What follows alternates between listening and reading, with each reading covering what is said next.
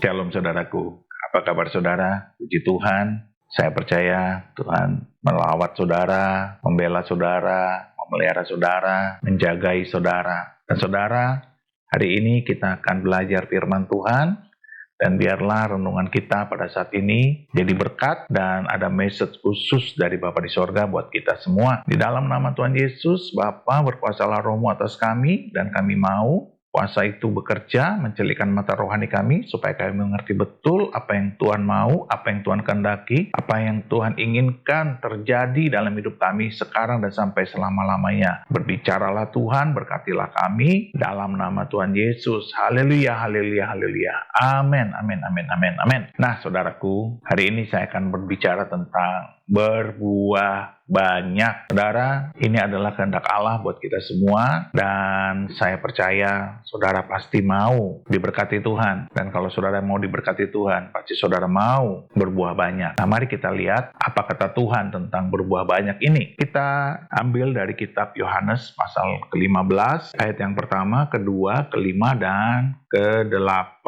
Ya, saudaraku, mari kita lihat. Demikianlah firman Tuhan. Akulah pokok anggur yang benar, dan Bapakulah pengusahanya. Setiap ranting padaku yang tidak berbuah, dipotongnya. Dan setiap ranting yang berbuah, dibersihkannya, supaya ia lebih banyak berbuah. Akulah pokok anggur, dan kamulah ranting-rantingnya. Barang siapa tinggal di dalam aku, dan aku di dalam dia, ia berbuah banyak, sebab di luar aku kamu tidak dapat berbuat apa-apa. Dalam hal inilah Bapakku dipermuliakan, yaitu jika kamu berbuah banyak, dan dengan demikian kamu adalah murid-muridku. Haleluya, haleluya, haleluya, haleluya. Puji Tuhan. Nah, saudaraku, saudara lihat di ayat yang pertama tadi dikatakan apa? Akulah pokok anggur yang benar, dan Bapakulah pengusahanya. Jadi Bapak kita itu seorang businessman. Dia punya kerinduan yang besar buat kita untuk mengalami pertumbuhan, pembuahan yang lebat, banyak terjadi, buah-buah yang timbul dari hidup kita ini terjadi kelak di kemudian hari. Dan Tuhan tidak main-main dengan itu, karena Dia ingin kita mengalami pertumbuhan yang luar biasa, yang dahsyat. Itu sebabnya Dia dikatakan Dia sebagai pengusaha. Kalau Dia pengusaha, berarti Dia mau untung. Dia tidak mau rugi. Di mana-mana juga seorang bisnismen selalu ingin untung, selalu ingin diberkati, selalu ingin mengalami profit yang sangat baik, yang sangat besar. Demikian juga saudara dan saya, kalau kita seorang petani, atau kita seorang pengusaha, atau pedagang buah-buahan, kita selalu ingin buah yang baik, yang segar, yang manis, yang lezat. Dan kalau kita seorang petani, kita maunya pohon buah-buahan kita berbuah yang lebat. Kita tidak mau berbuah yang sedikit. Kita tidak mau buahnya jarang. Pohonnya tinggi, rantingnya banyak, daunnya lebat, tapi buahnya jarang. Kita pasti tidak mau. Kita mau buahnya yang lebat. Tidak penting pohonnya tinggi, tidak penting daunnya banyak, tidak penting rantingnya banyak. Yang penting buahnya banyak, karena itu akan menguntungkan bagi kita seorang petani. Dan bagi seorang pedagang itu juga menguntungkan, karena dia mendapatkan buah yang baik, buah yang manis, buah yang lezat, buah yang tidak busuk, buah yang tidak masam. Dan inilah yang dikatakan Alkitab bahwa Bapak kita itu pengusahanya. Dan dikatakan di situ ayat yang kedua, setiap ranting padaku yang tidak berbuah, dipotongnya. Wow. Dan setiap ranting yang berbuah, dibersihkannya, supaya ia lebih banyak berbuah. Saudara lihat, kalau tidak berbuah dipotong, dipangkas, dipapras, karena tidak berguna. Harus dibuat sedemikian rupa pohon itu berbuah. Dan kalau buahnya jarang, dikatakan apa? Dibersihkannya, supaya ia lebih banyak berbuah. Jadi saudara lihat, saudara dan saya akan mengalami pembersihan, supaya kita berbuah yang banyak, supaya kita berbuah yang lebat, supaya kita tidak sampai buahnya jarang. Saudara dan saya pasti sudah berbuah, tetapi tidak lebat, tetapi tidak banyak. Nah, Tuhan mau saudara dan saya berbuah yang banyak. Karena itu haknya Tuhan, karena Dia pengusahanya. Dan kita adalah ranting-rantingnya. Jadi kalau saudara dan saya mau berbuah banyak, harus siap dibersihkan. Harus siap mengalami pemotongan atau pemangkasan. Kalau tidak berbuah, ya dipotong. Kalau tidak berbuah, ya dipangkas. Tapi kalau sudah berbuah, harus banyak. Supaya banyak bagaimana? Dibersihkan. Dan itu sakit, memang. Tapi percayalah saudaraku, Di dalam Tuhan pasti ada pemulihan. Di dalam Tuhan pasti ada pembalutan, ada pembebatan. Kita yang mengalami sakit akan dipulihkan, akan dibebat, akan dibalut luka-lukanya. Supaya apa? Supaya kita pulih, supaya kita kembali sehat, supaya kita kembali bertumbuh, supaya kita berbuah banyak. Ada 3 area yang Tuhan perhatikan dalam hidup kita, di mana kita dibersihkannya. Yaitu apa? Keinginan mata, keinginan daging, dan keangkuhan hidup. 3 hal ini menjadi krusial dalam hidup kita, anak-anak Tuhan. Karena seringkali kita terkecoh oleh mata kita, terkecoh oleh daging kita, terkecoh oleh kesombongan yang muncul dari kita. Tanpa kita sadari, kita seringkali menjadi pribadi yang sombong. Tanpa kita sadari, mungkin kita tidak bermaksud angkuh, kita tidak bermaksud congkak, tapi tanpa sadar kita bisa menjadi sombong. Daud ketika dia mencoba menghitung rakyatnya, dia sedang memiliki agenda tersembunyi. Yaitu apa? Dia sedang menghitung berapa banyak sih pasukannya, berapa besar sih tentaranya, karena dia sedang berusaha kalau tentaranya banyak, pasukannya banyak, dia kuat. Padahal Tuhanlah yang membela dia dalam setiap peperangan. Tuhanlah yang membuat dia menang dalam setiap pertempurannya melawan bangsa-bangsa lain di sekitar dia yang memerangi Israel. Dengan dalih melakukan sensus untuk menghitung jumlah rakyatnya. Sesungguhnya Daud sedang membangun keangkuhan, sombongan, kecongkakan. Dia merasa kuat kalau rakyatnya banyak, dia merasa kuat kalau tentaranya banyak. Nah, itu kadang-kadang tersamar. Kadang-kadang kita, tanpa kita sadari, kita pamer kekayaan, kita pamer anak-anak kita berhasil punya gelar dan kerja di tempat-tempat yang bagus. Tanpa sadar ada kesombongan dalam diri kita. Sebagai seorang hamba Tuhan, pendeta, gembala, kadang-kadang kita bangga jemaat kita banyak. Kita begitu sumringah, begitu bergembira kalau umat jemaat kita banyak. Bukan ratusan lagi, tapi ribuan. Tanpa kita sadari. Dan kita mulai melupakan bahwa semuanya itu hanyalah dari Tuhan karena kasih karunia semata. Sebab kita melayani Tuhan itu karena anugerah, bukan karena kuat dan gagah kita, bukan karena hebatnya kita, tapi semua karena anugerah. Dan itu tidak boleh kita bangga-bangga. Kita seringkali lupa bahwa kita ini adalah hamba-hamba yang tidak berguna. Kita melakukan apa yang harus kita lakukan. Kita mengerjakan apa yang harus kita kerjakan. Lukas 17.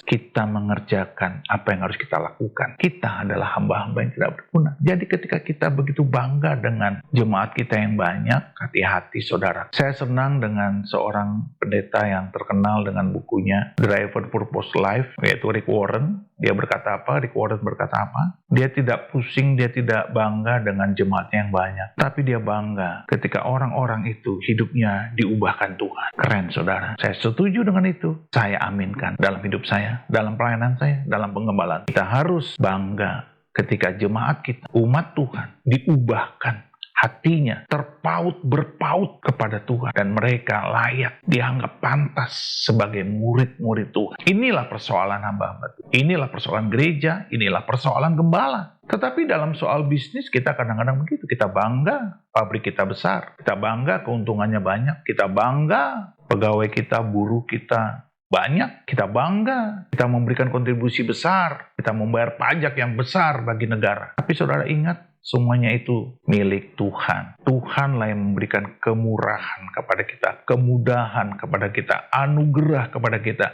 Sehingga kita berhasil berbisnis, kita berhasil berdagang, kita berhasil berusaha. Tuhanlah yang membantu kita. Tuhanlah yang menolong kita. Tuhanlah yang menopang kita. Kadang-kadang pula kita sebagai hamba Tuhan, kita pamrih dalam melayani. Kita berkata, saya mau melayani hanya di gereja-gereja yang jemaatnya harus sekian. Kalau di bawah itu saya tidak mau melayani. Saya harus melayani dan di servis di hotel berbintang dengan pesawat first class dan dengan jumlah PK sekian juta. Wow, wow, wow, wow. Ngeri sekali saudara di akhir zaman ini. Ketika hamba-hambanya yang telah menerima segala sesuatunya secara gratis dan cuma-cuma, mulai menghitung-hitung supaya dia dihargai sesuai dengan keinginannya. Itulah yang disebut keinginan daging. Saudara, ada 3 area yang membahayakan dalam hidup anak-anak Tuhan, yaitu apa? Keinginan mata, keinginan daging, dan keangkuhan hidup. Ini mengerikan saudara kalau kita tidak hati-hati. Itu sebabnya kita harus minta terus kepada Tuhan supaya kita dibersihkan dari sikap-sikap seperti ini. Keinginan mata, keinginan daging, dan keangkuhan hidup. Supaya kita terus bertumbuh, berbuah yang banyak.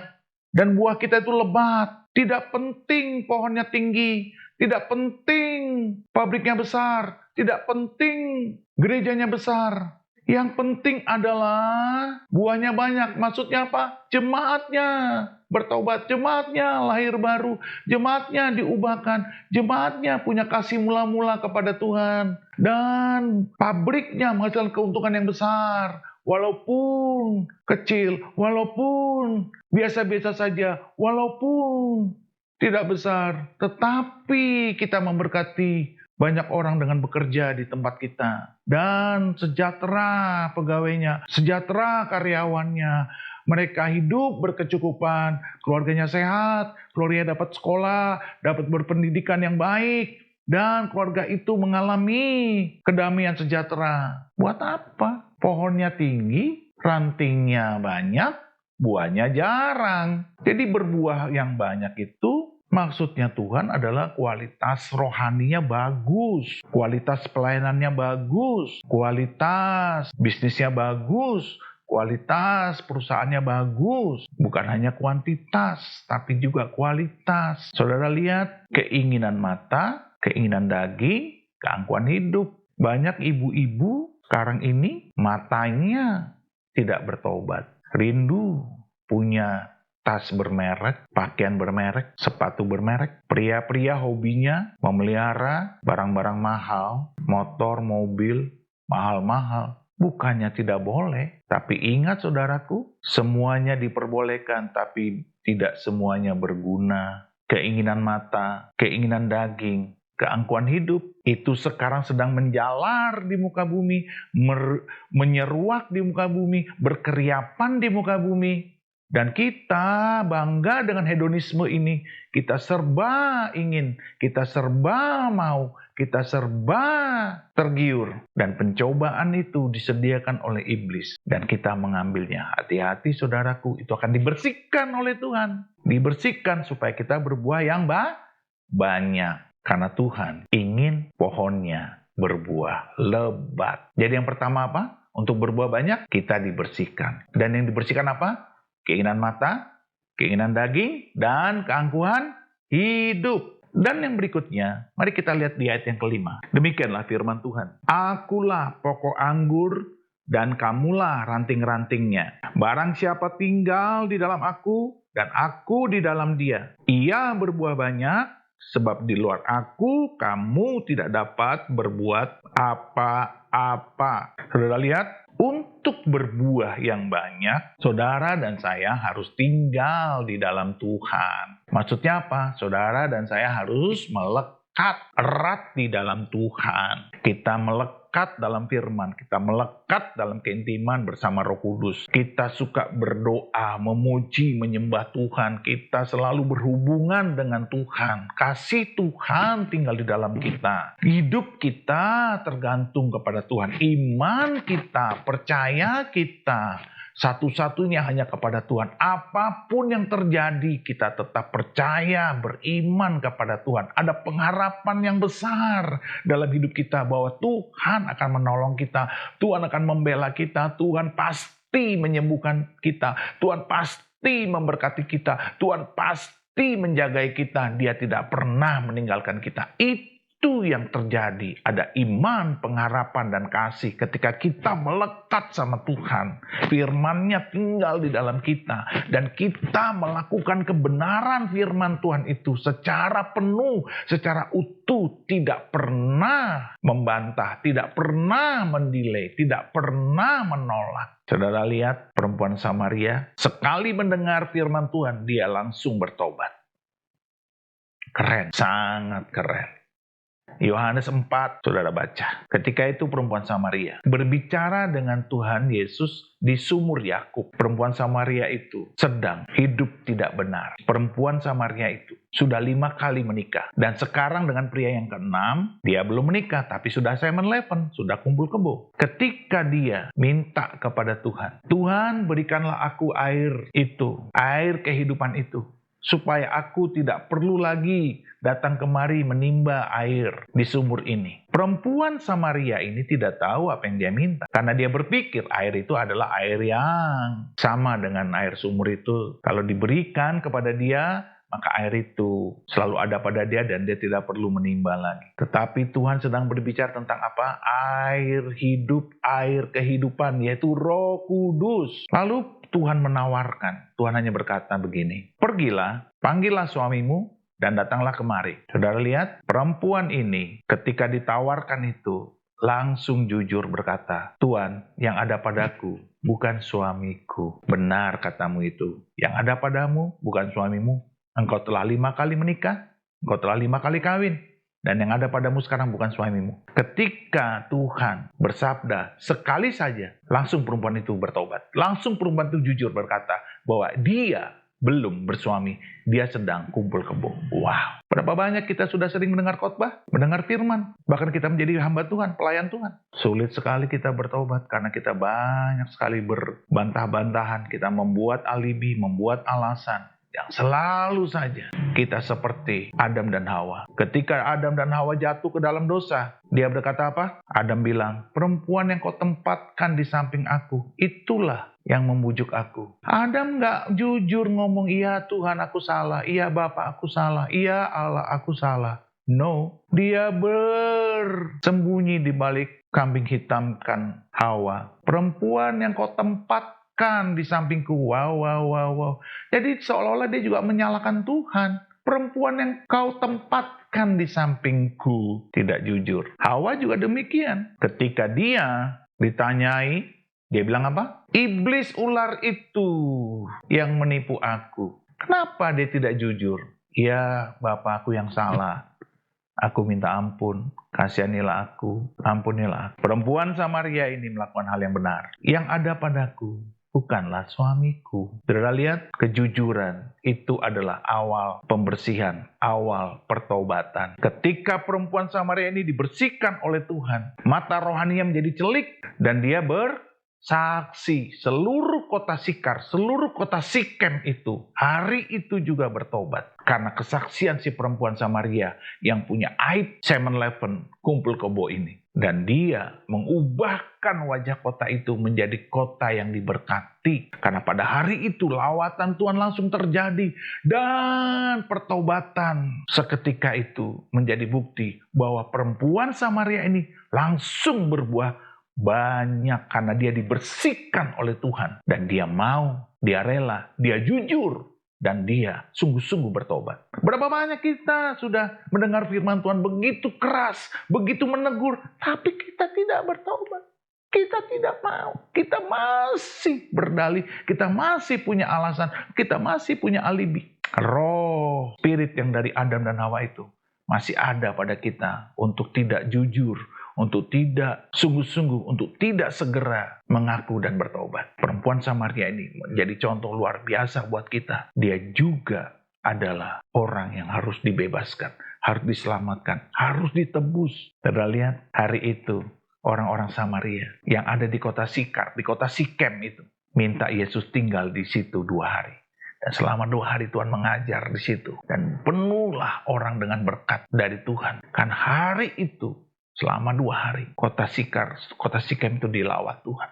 Mereka bertobat semuanya. Keren saudara. Saudara lihat, ketika kita mau bertumbuh, Tuhan bersihkan kita. Ketika kita mau berbuah yang banyak, Tuhan bersihkan kita. Saya percaya saudara dan saya pasti pernah dibersihkan. Pasti pernah dipapras, dipangkas, dipotong. Pasti pernah. Dan itu sakit. Karena mungkin kita tidak siap. Tetapi mau atau tidak mau, suka atau tidak suka, saudara dan saya harus dibersihkan. Supaya kita lebih banyak lagi berbuah. Dan untuk itu saudara dan saya harus tinggal dalam firman Tuhan. Perempuan Samaria ini begitu mendengar firman Tuhan, langsung dia berkata, iya Tuhan, aku siap diubahkan, aku siap diperbarui, aku siap dibersihkan. Mari saudara, kalau saudara ingin berbuah yang banyak, saudara harus tinggal di dalam Tuhan. Berbuah yang banyak, saudara harus berhubungan intim dengan Tuhan. Harus melekat firman Tuhan itu. Ada iman, kasih, dan pengharapan yang kuat di dalam hidup kita. Dan kita dinilai Tuhan. Bukan hanya imannya dan pengharapannya, tetapi kasih kita kepada Tuhan. Hubungan yang intim dengan Tuhan itu berdasarkan kasih yang dalam. Saudara, itulah Allah kita. Mari kita lihat ayat yang ke-8. Demikianlah firman Tuhan.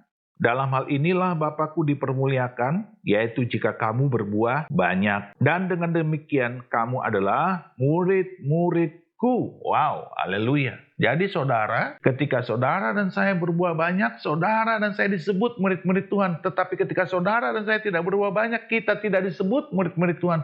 Karena kita tidak mempermuliakan Dia. Kapan kita mempermuliakan Tuhan? Ketika saudara dan saya berbuah yang banyak. Bukan yang sedikit. Yang banyak. Dan saat itulah kita mempermuliakan Tuhan. Kenapa Tuhan mau dipermuliakan dengan buah yang banyak? Supaya saudara dan saya membuktikan bahwa Allah kita itu dahsyat, Allah kita itu ajaib, Allah kita itu luar biasa. Dia pembuat mukjizat, Dia pembuat miracle, Dia pembuat hal-hal yang ajaib. Karena Allah kita itu hidup, Allah kita itu nyata. Jadi dengan Dia dipermuliakan, Dia sedang menyatakan kepada dunia, ini loh Allah yang benar, ini loh Allah yang hidup, ini loh Allah yang nyata itu. Supaya dunia tahu siapa Allah yang benar itu. Bukan Allah yang palsu, bukan Allah yang bohong, bukan Allah yang dusta, bukan Allah yang penipu, tetapi Allah yang hidup, Allah yang benar, Allah yang telah menyelamatkan kita, telah menebus kita, telah membebaskan kita, telah membersihkan kita. Dan Dia ingin kita berhubungan intim dengan Dia, tinggal di dalam Dia, menetap di dalam firman-Nya, menetap di dalam kasih-Nya, menetap di dalam kebenarannya, hidup di dalam segala pengharapannya. Dan itulah Tuhan kita. Dan ketika kita berbuah banyak, Tuhan senang karena kita mempermuliakan Dia. Dan kita disebut murid-muridnya. Saudara, jangan sampai kita tidak disebut murid-murid Tuhan. Hanya karena kita tidak berbuah yang banyak. Hanya karena kita tidak berbuah yang lebat. Hanya karena kita tidak berbuah sesuai maunya Tuhan. Hanya karena kita berbuah sedikit. Jangan sampai. Terpujilah nama Tuhan. Biarlah ini jadi berkat besar buat saudara hari ini.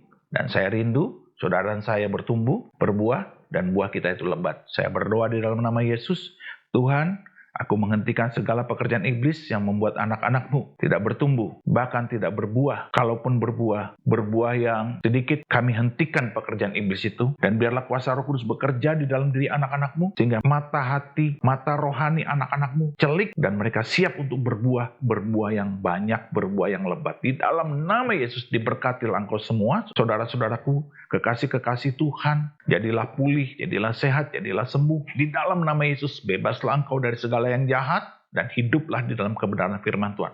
Ya Roh Kudus, berkuasalah atas anak-anak-Mu pada hari ini sampai selama-lamanya. Hamba telah selesai, tetapi engkau belum selesai ya Roh Kudus. Penuhilah hati anak-anak-Mu, dan mereka penuh dengan sukacita, penuh dengan iman, penuh dengan pengharapan, penuh dengan kasih untuk bertumbuh yang kuat di dalam engkau, bertumbuh dan berbuah yang banyak di dalam nama Yesus. Haleluya, haleluya. Hamba serahkan anak-anak ini sekarang dan sampai sepanjang segala masa. Di dalam nama Yesus, haleluya. Amin, amin, amin. Tuhan berkati saudara, sampai ketemu lagi di acara renungan kita selanjutnya. Haleluya, haleluya. Tuhan berkati. God bless you all. Amin.